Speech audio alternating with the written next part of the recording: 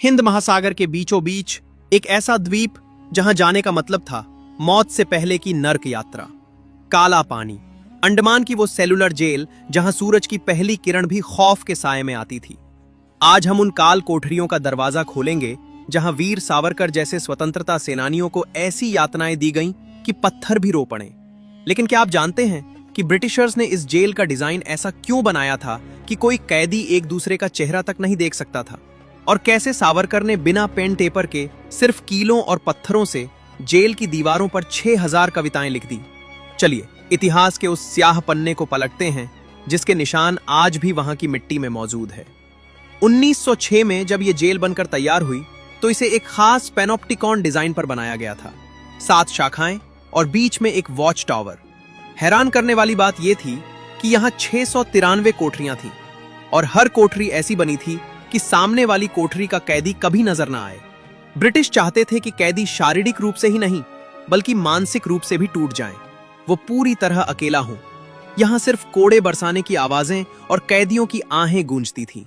लेकिन असली सस्पेंस तो उस कोल्हू में छिपा था जिसने बड़े बड़े योद्धाओं की रूह कपा दी, वीर सावरकर। एक ऐसा नाम जिससे ब्रिटिश हुकूमत थर थर कांपती थी।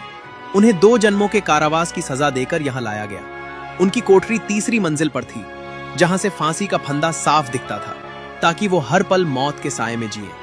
उन्हें कोल्हू में बैल की तरह जोता जाता था ताकि वो नारियल का तेल निकाले। दिन भर में 30 पाउंड तेल न निकालने पर उन्हें कोड़ों से पीटा जाता था और गंदा पानी पीने को दिया जाता था। लेकिन सावरकर की आत्मा को वो नहीं तोड़ पाए। जब उन्हें लिखने से रोका गया तो उन्होंने जेल की दीवारों को ही अपनी डायरी बना लिया। कीलों और कांटों से उन्होंने अपनी अमर कविताएं लिखी और उन्हें याद कर लिया।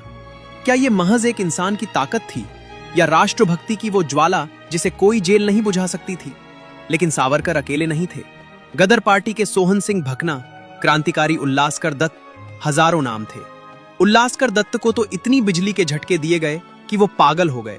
कहते हैं जेल के अहाते में एक पुराना पीपल का पेड़ है जो आज भी उन हजारों शहीदों का इकलौता गवाह है जिन्हें बिना नाम निशान मिटा दिया गया। कई कैदी पागल हो गए, कई ने आत्महत्या कर ली।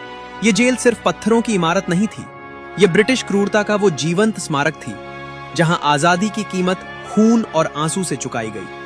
आज सेलुलर जेल एक राष्ट्रीय स्मारक है।